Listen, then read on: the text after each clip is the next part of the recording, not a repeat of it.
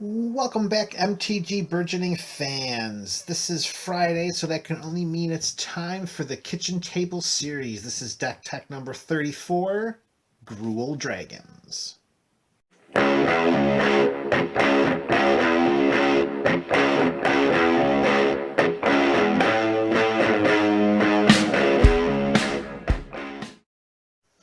Welcome back, fans of MTG Burgeoning. Welcome back, fans of the Kitchen Table series. Our longest running signature series here at MTG Burgeoning is up to deck number 34, and today we're going to take a look at a really fun, really fast Gruul Dragon deck that might just have a couple surprises in the deck as well.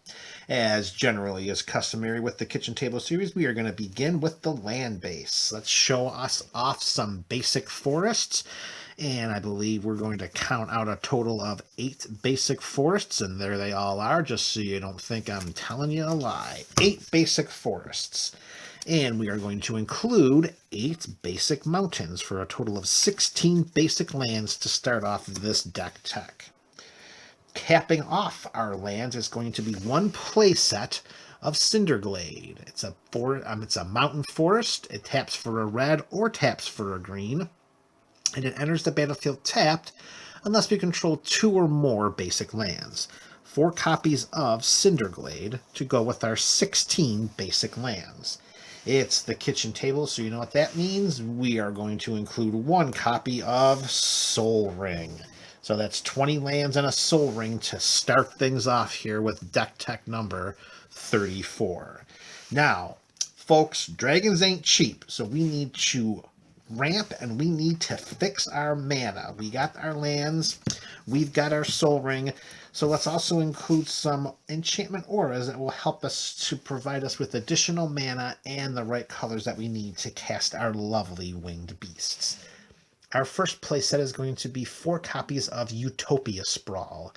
It's an enchant forest, so you can only enchant this on a forest, hence those 4 lands being Cinderglades and not Rootbound Crags. Utopia Sprawl comes into play, choose a color. Most likely we almost always choose red because ain't got no green dragons in this deck, folks. Whenever an enchanted forest is tapped for mana, its controller adds 1 mana of the chosen color to his or her mana pool. So whenever we tap a land that Utopia Sprawl is enchanting, we're going to get that mana and a green mana as long as we pick green as our color. 4 copies of Utopia Sprawl. Another full play set of an enchant land aura is going to be Fertile Ground. 1 and a green. Come on, camera. Whenever enchanted land is tapped for mana, its controller adds 1 mana of any color to his or her mana pool. So this is a little bit different. We don't have to predetermine which color we're going to utilize the aura for. We get to pick it as we tap it. However, it costs 1 and a green, where Utopia Sprawl only costs 1. So 4 copies of Fertile Ground to go with our 4 copies of Utopia Sprawl. And rounding out the last of our ramp, we are going to include a full playset of Thran Dynamo. 4 to cast, turn it sideways, gives you 3 colorless mana. Because like I said earlier, dragons ain't cheap. So that is the entire portion of the deck that's dedicated to lands, ramp, and more ramp. All right, now let's get to, before we introduce the dragons of this deck, let's talk about some of the dragon-centric spells that's going to help this deck at the kitchen table. We are going to begin with a full playset of one of the greatest enchantments ever created, Dragon Tempest. For 1 and a red, whenever a creature with flying enters the battlefield under our control, it gains haste until end of turn. This is a dragon deck, so every single one of our creatures will have haste, as long as we've got Dragon Tempest out in play when they come into play. Whenever a dragon enters the battlefield under our control, it deals X damage to target creature or player, where X is the number of dragons we control. So this is a little built-in Scourge of Vulkus ability that applies to every single dragon. 4 copies of Dragon Tempest, and we can consider this to be one of our potential win conditions. Next up, and another win condition, is going to be just 1 single solitary copy of Aggravated Assault. It's an enchantment for 2 and a red. We tap 3 and 2 red, and we untap all creatures we control, and after this phase, there is an additional combat phase followed by an additional main phase. We can only play this ability only anytime you could play a sorcery. I have a sense that that's been further eroded. Let me take a quick pause right here for a moment.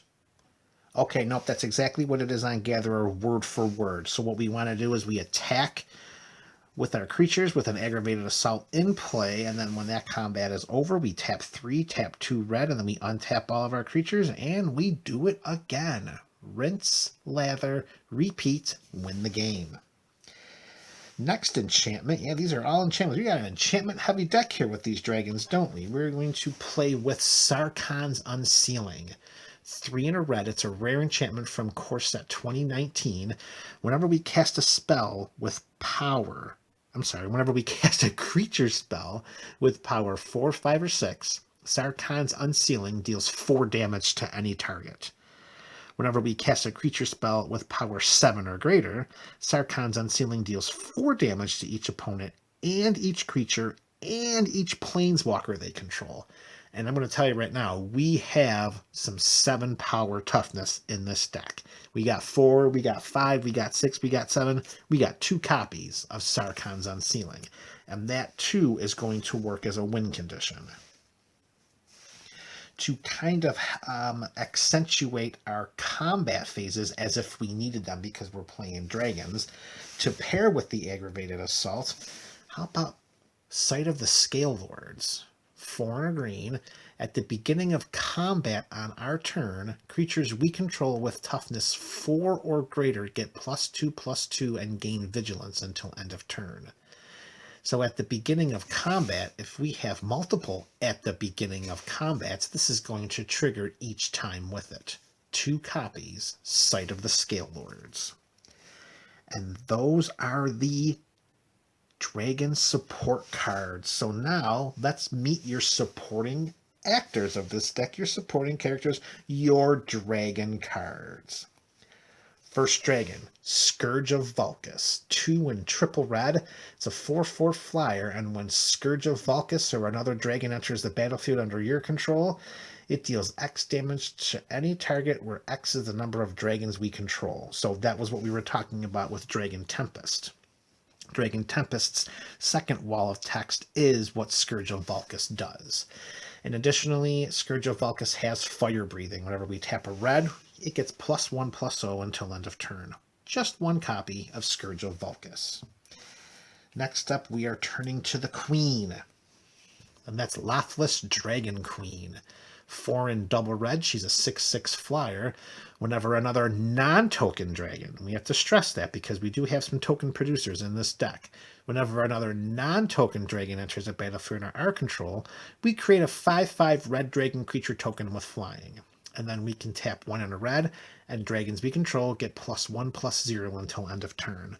Although that last ability can be useful in closing out an opponent with some lethal combat damage, let's be honest, folks, the creating of 5/5 red dragon creature tokens with flying, well, that's just aces in my book. And as you can tell with the Dragon Tempests there, with the Scourge of Vulkus there, Lauthless Dragon Queen does a lot of heavy lifting in this deck. 2 copies of the Queen.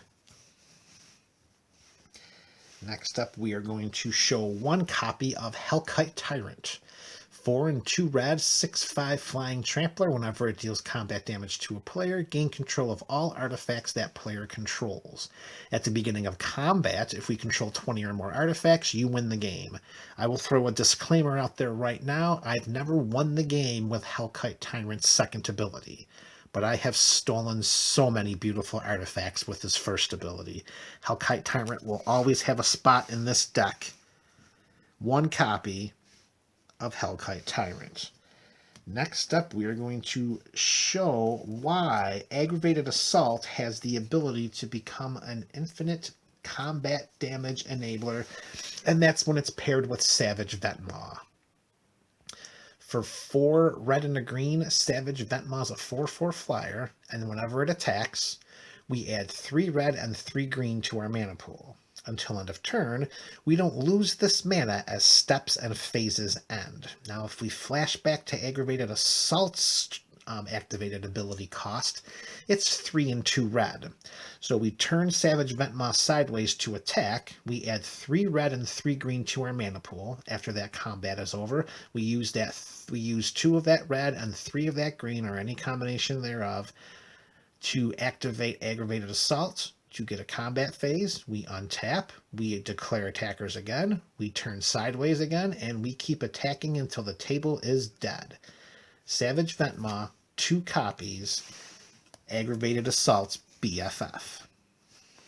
Okay, next up we're moving to some of the more heavy hitters now, as we talk about Atarka, World Render.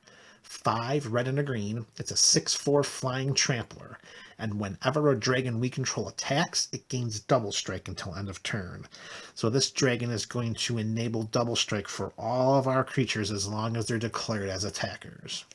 2 copies, Atarka, World Render.